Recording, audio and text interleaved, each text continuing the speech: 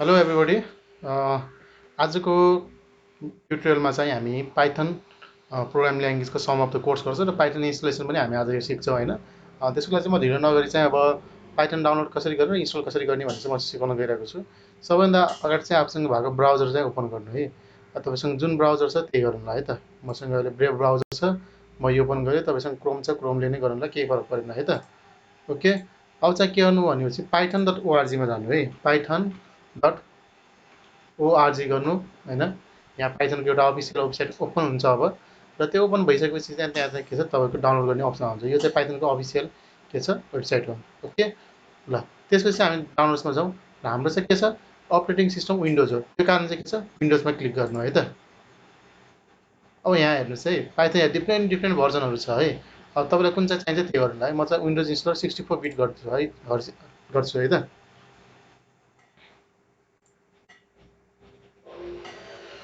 Okay ल यसलाई चाहिँ राइट क्लिक गर्नु र ओपन गर्नु ल तपाईँको यहाँ फाइल छ यसलाई डबल क्लिक गर्नु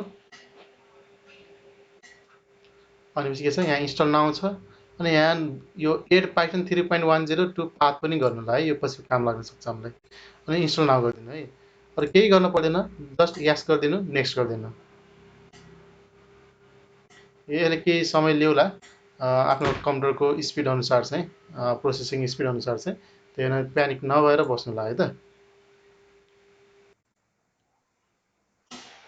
तपाईँले यहाँ देख्न सक्नुहुन्छ सेटअप वा सक्सेसफुल लेखेको छ भनेपछि हाम्रो के हो पाइथन भने सक्सेसफुली चाहिँ के छ इन्स्टल भइसक्यो है अब चाहिँ के गर्नु भनेपछि चाहिँ यो स्टार्ट मेन्युमा जानु है अब यहाँ तपाईँले देख्न सक्नुहुन्छ रिसेन्टली एडेड भनेर यहाँ देखाएको छैन भने चाहिँ तपाईँको पहिले अलरेडी छ भने चाहिँ तलपै सर्च गर्नु है त पाइथन भन्ने आउँछ यहाँ बिहान ओपी ओके पाइथन पाइथन कहाँ छ ओके पाइथन भन्ने यहाँ छ है त पाइथन 3.10 अब यसमा हेर्नु है त यो के छ पाइथन आइडियाली छ पाइथन 3.1064 छ यहाँ म्यानुअल छ अनि डकुमेन्ट्स मोडल डकुमेन्ट्सहरू छ होइन अब हामीले चाहिँ के छ ओपन गर्दाखेरि चाहिँ यो जुन चाहिँमा चाहिँ के पाइथन अनि त्यसको भर्जनको नेम लेखा हुन्छ नि त्यो चाहिँ क्लिक गर्नु है ओपन गर्नु र यो चाहिँ के आयो भने चाहिँ हाम्रो पाइथन इन्टरप्रेटर आयो भने चाहिँ कोड एडिटर आयो यसमा चाहिँ हामीले के छ कोड लेख्न सक्छौँ अब के गरिन्छ भने प्रायः जस्तो चाहिँ जुनसुकै प्रोग्रामिङ ल्याङ्ग्वेजमा हामी फर्स्ट टाइम रन प्रोग्रामिङ गर्दाखेरि चाहिँ के गर्छौँ भने चाहिँ त्यसको कम्पाइलर चाहिँ गर्छौँ र कम्पाइल चाहिँ मोस्ट अफ द केसमा चाहिँ के गरिन्छ भनेपछि चाहिँ हेलो ओल्ड प्रिन्ट गरेर लेखिन्छ जस्तै है यो त्यसमा चाहिँ म के गर्छु भने चाहिँ प्रिन्ट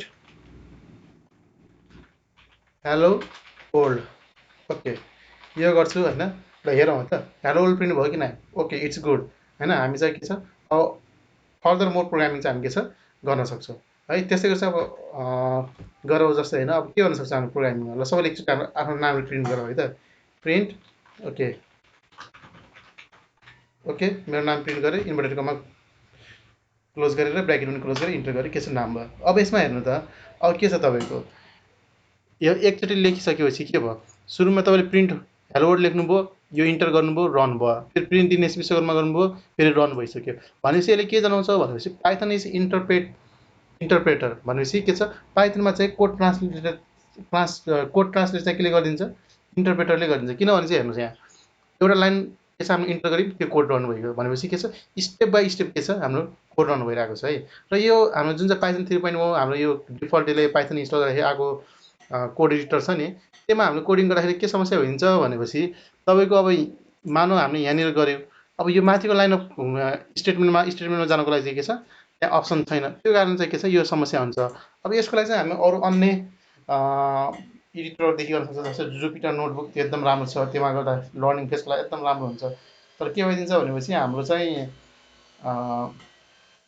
अहिले धेरै अनलाइनमा चाहिँ के छ इन्टरप्रेटरहरू अभाइलेबल छ त्यो कारण चाहिँ हामी के गर्छौँ भने चाहिँ हामीले अनलाइन इन्टरप्रेटरहरू चाहिँ युज गर्छौँ है जस्तै एउटा छ साइट होइन नयाँ ट्याबमा ओपन गरौँ अनलाइन होइन ड्यास पाइथन .com गरेपछि चाहिँ के छ भने चाहिँ यसले चाहिँ अनलाइन कोड एडिटर दिन्छ है हाम्रो ल्याबमा चाहिँ के छ भनेपछि इन्टरनेट अभाइलेबल छ सो कारणले चाहिँ हामी के गर्छौँ भनेपछि हामीले अब के छ यो अनलाइन पाइथन .comमा चाहिँ के छ हामीले गर्छौँ है यो बाहेक अनलाइन पाइथन .com बाहेक अरू पनि अन्य हुनसक्छ तपाईँले आफै चेक गर्नु होला है त ओके अब यहाँ चाहिँ के छ भने चाहिँ यो यसमा चाहिँ के छ यो माथिको चाहिँ ठाउँमा चाहिँ हामी के छ कोड एडिट गर्न सक्छौँ होइन तलको चाहिँ के छ हामीले यसमा आउटपुट ल्याउन सक्छौँ अनि यो चाहिँ रन छ है ल यसमा चाहिँ के छ अब यसमा हामीले कोडहरू रिमुभ गरेर पनि लेख्न सक्यौँ अथवा के गर्नु छ यहाँदेखि न्यू फाइल बनाउन पनि सक्छौँ है। जस्तै कि अब untitled2.py हो, जुनसुकै पाइथन फाइलको एक्सटेन्सन चाहिँ के हुन्छ .py हुन्छ है त। अब यसमा पनि हामी के छ हेलो वर्ल्ड प्रिन्ट गरौँ है त। Print okay hello world okay. अब रन गरौँ है त। यहाँ रन भन्ने अप्सन छ।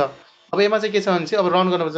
अघिको जस्तो के छ अटोमेटिकल रन हुँदैन। अब चाहिँ के छ रन गरौँ है त। रन भयो ल हेरौँ हेलो वर्ल्ड प्रिन्ट भयो कि नै। ओके हेलो वर्ल्ड प्रिन्ट भयो। Okay we can do our work. Okay अब यो भयो। यस्तै गरी चाहिँ अब के छ भने चाहिँ हामीले अब यसमा रिमुभ गरौँ है त। डिलिट गरौँ अथवा त्यसमा तल लेख्दा पनि केही फरक पर्दैन है। प्रिन्ट गरौँ के छ आफ्नो नाम लेखौँ त है एकचोटि अघिको जस्तै बिआई ओके त्यसै WAKRM ओके। ल अब प्रिन्ट गरौँ त रन गरौँ। ओके आफ्नो नाम पनि देखियो। अब यो पछि चाहिँ हामी के गर्ने अब हाम्रो क्लासमा पढे अनुसार चाहिँ भेरिएबल डिफाइन गरौँ एउटा है। भेरिएबल डिफाइन गरेर चाहिँ के छ एउटा सर्टेन भ्यालु चाहिँ असाइन गरौँ। जस्तै के छ भनेपछि अब हामीले के छ एउटा इन्टिजर डाटा टाइपवाला चाहिँ के छ भेरिएबल असाइन गरौँ। त्यसको लागि चाहिँ के छ पाइथनमा इजी छ के भने a = 5 गरिदिने है। अब a = 5 छ प्रिन्ट a गर्नुहोस् त। प्रिन्ट a अब के प्रिन्ट हुन्छ a को भ्यालु के छ प्रिन्ट हुन्छ भन्छ। हेरौँ एकचोटि रन गरेर ओके 5 प्रिन्ट भयो कि नै भयो है। ओके 5 प्रिन्ट भयो होइन। म अलिकति स्क्रिन ठुलो बनाएँ सजिलो होला देख्नुको लागि है। अब त्यस्तै गरी चाहिँ के छ भने प्रिन्ट यसको टाइप प्रिन्ट गरौँ त। टाइप प्रिन्ट गरेपछि के गर्छ है त यसले ओके ल हेरौँ है त। अब प्रिन्ट टाइप ए गरौँ ल हेरौँ त कोड के आउँछ। ओके यो 5 चाहिँ यो प्रिन्ट एले प्रिन्ट गर्यो। टाइपले चाहिँ के प्रिन्ट टाइपले चाहिँ के गर्ने भयो भनेपछि क्लास इन्टिजर भनेपछि यो चाहिँ के छ इन्टिजर डाटा टाइप हो भनेपछि के छ यसले बुझाइदिने भयो। अब त्यस्तै गरी अरू पनि गरौँ है त। म न्यू फाइल बनाए पनि भयो अथवा यहीँ यसलाई रिमुभ गरेर लेखे पनि भयो। म रिमुभ गरेर लेखेँ है त। b = 5.2 राखेँ ओके। अब यसलाई प्रिन्ट बी गरेर त हाम्रो थाहा हुन्छ के आउँछ भन्ने होइन। प्रिन्ट बी गरेपछि के छ 5.2 नै प्रिन्ट भइदिन्छ भयो होइन। अब यसको टाइप चेक गरौँ है त। टाइपमा के छ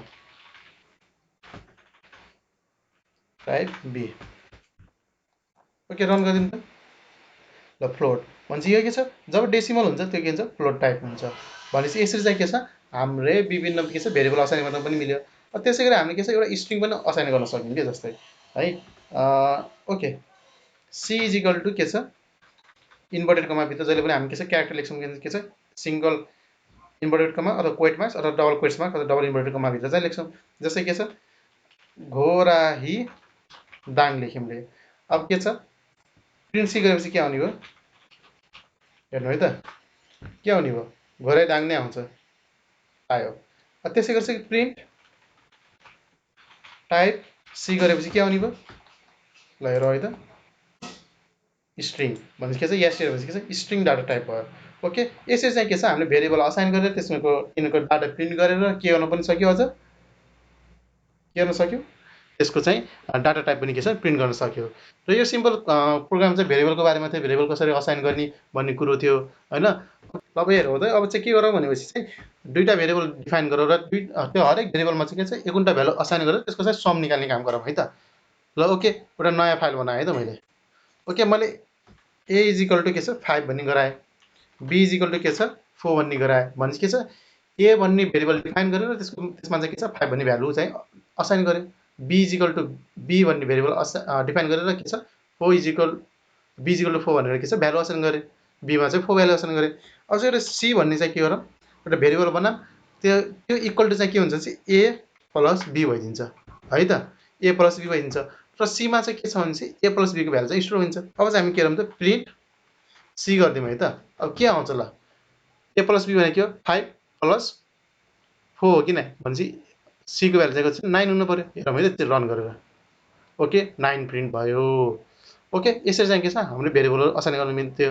असाइन गरेर के छ अपरेसन गर्न मिल्यो भनेपछि यो चाहिँ नर्मल चाहिँ के थियो पाइथनको कोडहरू थियो। र अर्को ल्याबमा चाहिँ हामी के गर्छौँ भनेपछि डिफ्रेन्ट टाइप्स अफ के छ अपरेटर्सहरूको बारेमा स्टडी गर्छौँ है त। Okay see you on the next lab by.